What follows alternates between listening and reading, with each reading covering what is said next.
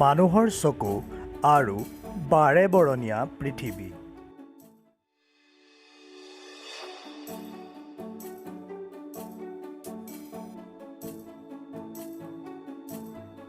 আমি জানো যে পোহৰ ৰশ্মি যেতিয়া কোনো মাধ্যমৰ পৰা ঘনত্বৰ পাৰ্থক্য থকা অন্য এটা মাধ্যমলৈ গতি কৰে, তেতিয়া দুই মাধ্যমৰ সীমাত সেই পোহৰ ৰশ্মিৰ দিশৰ পৰিৱৰ্তন ঘটে। উদাহৰণস্বৰূপে, পোহৰ ৰশ্মি পাতল মাধ্যমৰ পৰা ঘন মাধ্যমলৈ গ'লে মাধ্যম দুটাৰ সীমাত তাৰ দিশ সলনি হয়। এতিয়া আমি প্ৰথম উদাহৰণটো চাওঁ। ইয়াত পোহৰ ৰশ্মি পাতল মাধ্যমৰ পৰা ডাঠ বা ঘন মাধ্যমলৈ গৈছে। গতিকে আমি দেখিছোঁ যে পাতল মাধ্যমৰ পৰা ঘন মাধ্যমলৈ যাওঁতে পোহৰ ৰশ্মি অভিলম্বৰ কাষ চাপে। এতিয়া তাৰ বিপৰীত ঘটনাটো কি হয় সেইটো চাওঁচোন। ইয়াত পোহৰ ৰশ্মি ডাঠ বা ঘন মাধ্যমৰ পৰা পাতল মাধ্যমলৈ গৈছে। গতিকে দেখা গৈছে যে ঘন মাধ্যমৰ পৰা পাতল মাধ্যমলৈ গ'লে পোহৰ ৰশ্মি অভিলম্বৰ পৰা আঁতৰি যায়। এতিয়া আলোচনা কৰোঁ প্ৰিজমৰ মাজেৰে প্ৰতিসৰণ। কাঁচৰ ত্ৰিভুজাকৃতিৰ প্ৰিজম আমি সকলোৱে দেখিছোঁ। ই হৈছে এনে এক ত্ৰিমাত্ৰিক আকৃতি যাৰ ভূমি আৰু ইয়াৰ সমান্তৰাল পৃষ্ঠ অবিকল আৰু পাৰ্শ্ব পৃষ্ঠসমূহ আয়তাকাৰ। এটি প্ৰিজমৰ মাজেৰে প্ৰতিসৰণৰ ৰশ্মি চিত্ৰ আমি এনেদৰে অংকন কৰিব পাৰোঁ।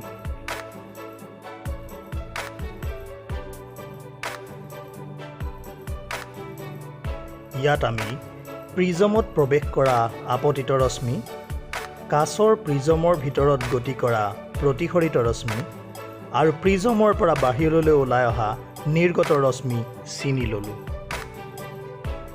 প্ৰিজমৰ মাজেৰে পোহৰ ৰশ্মিৰ প্ৰতিসৰণৰ পিছত পোহৰ ৰশ্মিৰ প্ৰকৃত দিশৰ লগত নিৰ্গত ৰশ্মিয়ে যি পাৰ্থক্য দেখুৱায়, সেই পাৰ্থক্যই বিচ্যুতি কোণ নামে জনা যায়।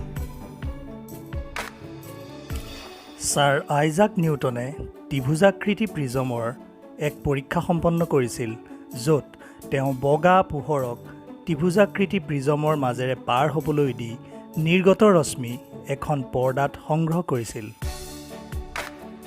এই পৰীক্ষাত দেখা পোৱা গ'ল যে বগা পোহৰ প্ৰিজমৰ মাজেৰে বিচ্ছুৰিত হৈ সাতোটা ৰংযুক্ত এক বৰ্ণালীৰ সৃষ্টি কৰে। অৰ্থাৎ দৃশ্যমান বগা পোহৰ সাতোটা ৰঙৰ সমষ্টি, যাক আমি চমুকৈ বেঘনী সেহাসুৰ বুলি কওঁ।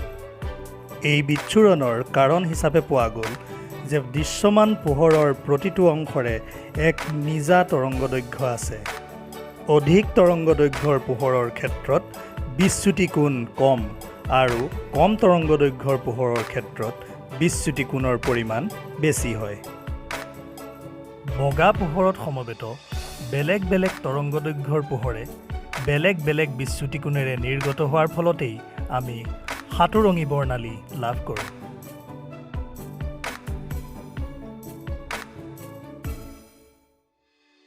এতিয়া আলোচনা কৰোঁ ৰামধেনুৰ গঠন।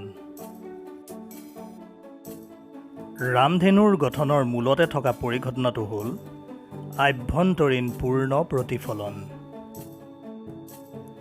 এটা ঘন মাধ্যমৰ পৰা পাতল মাধ্যমলৈ প্ৰতিসৰণৰ ক্ষেত্ৰত আপতন কোণৰ মান বঢ়াই গৈ থাকিলে এক নিৰ্দিষ্ট পৰিমাণৰ আপতন কোণৰ বাবে আমি পাম যে প্ৰতিসৰিত ৰশ্মি সন্ধিতলৰ দিশতেই গতি কৰিছে, অৰ্থাৎ প্ৰতিসৰণ কোণৰ মাপ 90 ডিগ্ৰী।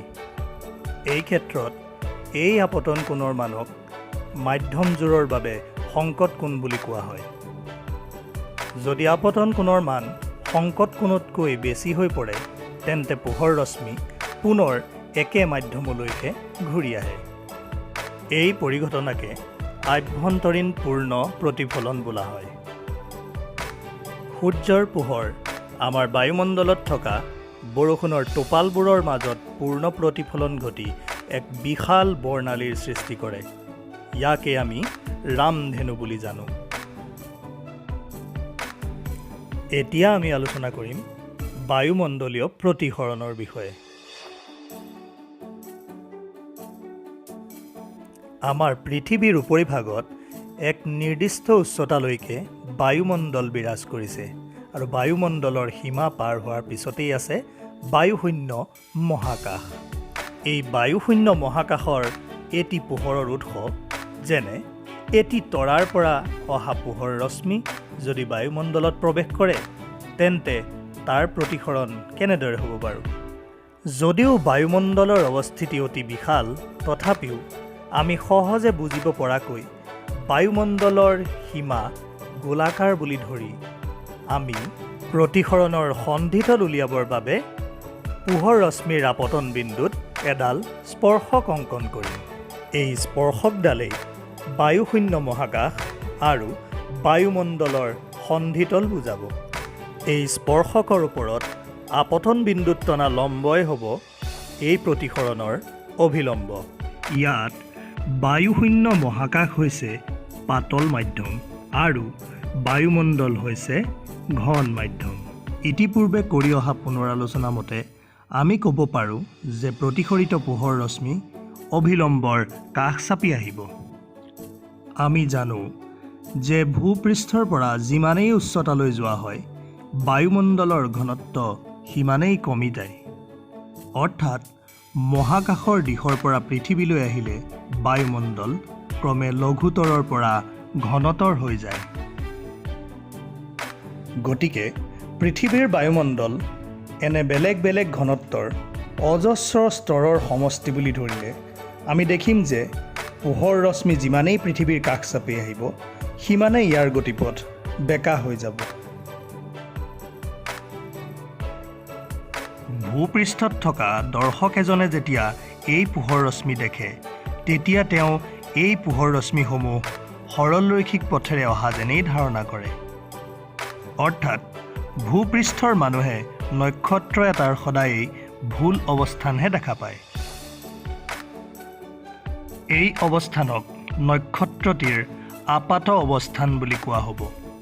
অৰ্থাৎ বায়ুমণ্ডলীয় প্ৰতিসৰণৰ বাবেই আমি পৃথিৱী পৃষ্ঠৰ পৰা মহাকাশৰ বিভিন্ন গ্ৰহ নক্ষত্ৰবোৰৰ আপাত অৱস্থানহে দেখা পাওঁ।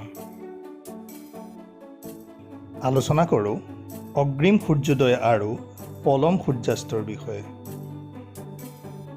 আমি সূৰ্য তেতিয়াই উদয় হোৱা বুলি ক'ম যেতিয়া সূৰ্যৰ প্ৰকৃত অৱস্থান পৃথিৱীবাসীৰ দৃষ্টিৰ সীমা এই দিগন্ত ৰেখাৰ ওপৰত হ'ব। কিন্তু বায়ুমণ্ডলীয় প্ৰতিসৰণৰ বাবে আমি সূৰ্য উদয় হোৱাৰ কিছু সময় আগতেই সূৰ্যৰ পোহৰ লাভ কৰোঁ আৰু সূৰ্য উদয় হোৱা বুলি ভাবোঁ। পৃথিৱীয়ে প্ৰকৃত সূৰ্যোদয়ৰ আগতেই সূৰ্যৰ পোহৰ লাভ কৰা এই পৰিঘটনাক অগ্ৰিম সূৰ্যোদয় বোলে। ঠিক একেদৰেই বায়ুমণ্ডলীয় প্ৰতিসৰণৰ বাবেই পৃথিৱীৰ কোনো এজন লোকৰ বাবে সূৰ্য দিগন্ত ৰেখাৰ তলত অৱস্থান কৰা স্বত্তেও তেওঁ সূৰ্যৰ পোহৰ পাই থাকে আৰু সূৰ্যাস্ত হোৱা নাই বুলিয়েই ভাবিবলৈ লয়। গতিকে সূৰ্য অস্ত যোৱাৰ পিছতো পৃথিৱীবাসীয়ে সূৰ্যৰ পোহৰ লাভ কৰি থকাৰ এই পৰিঘটনাকে পলম সূৰ্যাস্ত বোলে। এতিয়া আলোচনা কৰোঁ টিণ্ডেল পৰিঘটনাৰ বিষয়ে। কেতিয়াবা বাৰু ঘৰৰ ভিতৰত সোমোৱা পোহৰ ৰশ্মিৰ পথ এনেদৰে স্পষ্ট হৈ পৰা তোমালোকে দেখা নাইনে? হয়তো দেখিছা অৰণ্যৰ মাজত কেতিয়াবা এনেদৰে পোহৰ যোৱা পথবোৰ স্পষ্ট হৈ পৰা দেখা নাইনে বাৰু? ই কিহৰ বাবে হয়? এই পৰিঘটনাৰ মূল কাৰণটো হৈছে পোহৰ ৰশ্মি পাৰ হৈ যোৱা বায়ুমণ্ডলৰ কলয়দীয় ধৰ্ম। কলয়ড হৈছে এটা অসমসত্ব মিশ্ৰণ য'ত এটা মাধ্যমত আন এটা মাধ্যমৰ কণিকাবোৰ সমভাৱে বিস্তাৰিত হৈ থাকে। ঘৰৰ কোঠালীৰ বায়ুমণ্ডল বা অৰণ্যৰ বায়ুমণ্ডলে কলয়দীয় ধৰ্ম আহৰণ কৰে কিয়নো ইয়াত অতি সৰু সৰু ধূলিকণা, ধোঁৱা নাইবা কুঁৱলীৰ কণিকা বিস্তাৰিত হৈ থাকে। এই বিস্তাৰিত কণিকাবোৰে পোহৰ ৰশ্মিৰ বিক্ষেপণ ঘটায় আৰু সেই ৰশ্মি আমাৰ চকুত পৰিলে আমি পোহৰ ৰশ্মিৰ গতিপথ দেখা পাওঁ। গতিকে এই পৰিঘটনাই হৈছে টিণ্ডেল ইফেক্ট। এতিয়া আমি আলোচনা কৰোঁ আকাশৰ ৰং। আকাশৰ ৰং নীলা কিয় হয়? সূৰ্যৰ পৰা অহা পোহৰ ৰশ্মি বায়ুমণ্ডল অতিক্ৰম কৰি পৃথিৱী পায়হি মানে ইয়াৰ কম তৰংগদৈৰ্ঘ্যৰ 3টামান ৰং বিক্ষেপিত হৈ পৰে। বায়ুমণ্ডলৰ আটাইতকৈ ঘন স্তৰটোৱে ইয়াৰ নীলা ৰংটো বিক্ষেপিত কৰে। এই নীলা ৰং আমাৰ চকুত সোমায় আৰু তাৰ ফলত আমি আকাশখন নীলা দেখোঁ। এতিয়া আলোচনা কৰিম সূৰ্যোদয় আৰু সূৰ্যাস্তৰ সময়ত সূৰ্যৰ ৰং। আমি জানো যে সূৰ্যৰ 7টা ৰঙৰ বৰ্ণালীৰ ভিতৰত ৰঙা ৰঙৰ তৰংগদৈৰ্ঘ্য সৰ্বাধিক আৰু ইয়ে আটাইতকৈ কমকৈ বিক্ষেপণ হয়। সূৰ্য যেতিয়া ভূপৃষ্ঠৰ ওপৰত লম্বভাৱে থাকে তেতিয়া সূৰ্যৰ ৰশ্মিৰ আপতন কোণ 0 ডিগ্ৰী। অৰ্থাৎ এই অৱস্থাত পোহৰ ৰশ্মিৰ প্ৰতিসৰণ কোণো 0 ডিগ্ৰী হ'ব। অৰ্থাৎ পোহৰ ৰশ্মি কোনো প্ৰতিসৰণ নোহোৱাকৈ বায়ুমণ্ডলৰ লম্বভাৱে গুচি যাব আৰু ইয়ে হ'ব সূৰ্যৰ পৰা ভূপৃষ্ঠলৈ নিম্নতম দূৰত্ব। সেয়েহে এই সময়ত সূৰ্যৰ ৰশ্মিৰ বিক্ষেপণ একেবাৰে কম আৰু সেইবাবেই এই সময়ত সূৰ্যৰ ৰং উজ্জ্বল বগা। কিন্তু সূৰ্যোদয় আৰু সূৰ্যাস্তৰ সময়ত বায়ুমণ্ডলীয় প্ৰতিসৰণৰ বাবে পোহৰ ৰশ্মিয়ে সৰ্বাধিক দূৰত্ব অতিক্ৰম কৰিবলগীয়াত পৰে। এই যাত্ৰাপথত সূৰ্যৰ বৰ্ণালীত থকা কম তৰংগদৈৰ্ঘ্যৰ প্ৰায়বোৰ ৰঙেই বিক্ষিপ্ত হৈ আঁতৰি যায়, কিন্তু সোমথিৰা আৰু ৰঙা ৰঙৰ পোহৰহে ভূপৃষ্ঠ পায়গৈ। সেয়েহে সূৰ্যোদয় আৰু সূৰ্যাস্তৰ সময়ত আমি সূৰ্যৰ বৰণ ৰঙচুৱা দেখোঁ।